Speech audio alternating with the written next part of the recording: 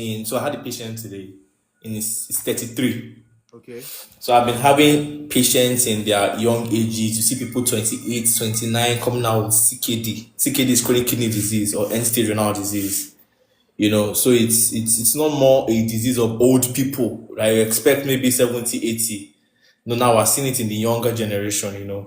And then most of the things that people do nowadays predispose them to actually having kidney diseases. Most of the drugs that they sell around. Some of these things that they will say is for high libido, is for make you have sex more, especially in males.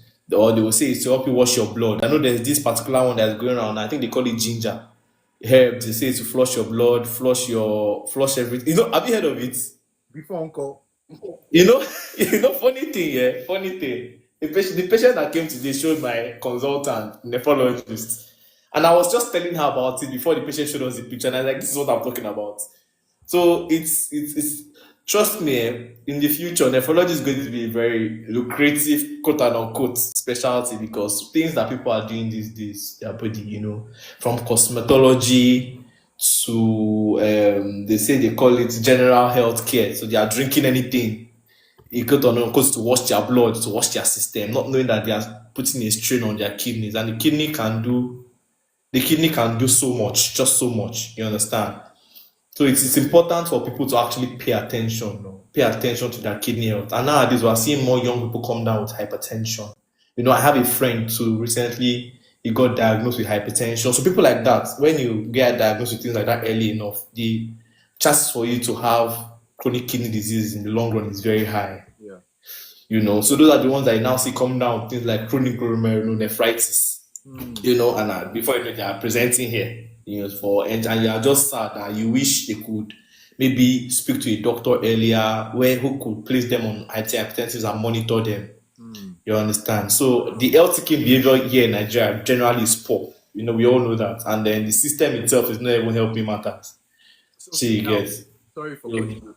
For someone who's listening to you, the person doesn't know who you are, what you do right now, and what you have seen. I just want you to tell them who you are so that they know that this person speaking is not just speaking from his head. This guy knows exactly what he's talking about. okay. So Dr. Shea, Dr. Shea. When Dr. Frederick met me, I was still a medical student. So known for a while now. But right now, I'm a certified medical doctor. I deal mainly in kidney health. I work mainly with patients that have come down with kidney failure, so to say. Patients that are on dialysis, patients that are being prepared for transplant. So that's why I know a lot of stuff about the kidneys. Because of most of these people have already gone through. They've done these deeds already, and it's already too late for them. You understand? So those are the people I work with. I work with the people that they already have their kidneys are already gone. Basically. But also I still see some patients that maybe their kidneys are still salvageable. So when we're talking about kidney health, we can speak about acute kidney injury. So those are the ones that recently something happened that caused them to need dialysis, so to say. And then there are those that whatever injury they've got into their kidneys has been happening for a very long period of time and they did not know. And the thing about the kidney is that you would not know that your kidney is spoiling. You will just be going around, nothing is happening until one day you just say that you are feeling weak, or you are vomiting, or you are having hiccups, or your leg is swelling, or your urine is just foamy. You are seeing foam inside your urine, you don't know what's going on. Then you come to doctor will say go and do some tests. And before you know it, you say you have kidney problem. Then you'll be asking yourself, what did I do wrong? What happened? Not knowing that these things have been building up, over time. Yeah. So those are the kind of patients I actually deal with for now. And it's to be honest, it's a very, very sad thing, especially when you see people that could have, because some of the causes of these kidney problems are preventable. For example, what you were talking about before I joined was hypertension. Yeah. I know you were talking about blood pressure when I joined inside. Yeah. You realize that some people don't even know they have hypertension. They don't know. So by the time you come and then you ask them how long have you had hypertension, they say, it's when they checked my blood pressure last week that I saw. Meanwhile, this person have had it for a long time, Mm. but because you don't check, you don't know. So it's been there for a very long time, and then by the time you are presenting, it's too late. So same thing with diabetes, and herbal concoctions, all this agbo. Everybody, you wake up early in the morning and you say you want to go and drink a good jelly, and all these things. And also drugs. Some people abuse a lot of medications, things like NSAIDs. NSAIDs are all these alabukun, all these painkillers. You say your back is paining, you will not go to your doctor. You just go and pack painkillers and put it in your stomach.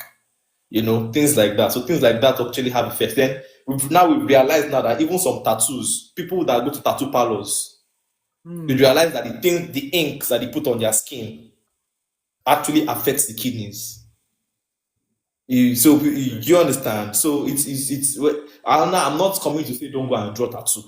I'm not saying that, but I'm saying that you realize that some of these tattoo parlors are using toxic substances on people's bodies, and then in the long run, you realize they are causing problems. Then things like marijuana, weed, stuff like that. Also, I have a patient that we're managing now. His own was caused by chronic use of weed. You know, he'd been using weed for a very, very, very long time, and now because of imagine someone that is on dialysis that we're still trying to counsel on stopping the thing that causes kidney problems. You understand? So these things are very real things in our society. Just for people to hopefully, reach out to someone early enough, go to the hospital when they see symptoms. Don't try to self-medicate. Don't go to babalawos. Don't go to traditional healers. Trust your doctors more. And Now, before taking drugs that you see on Google, go and meet your doctor.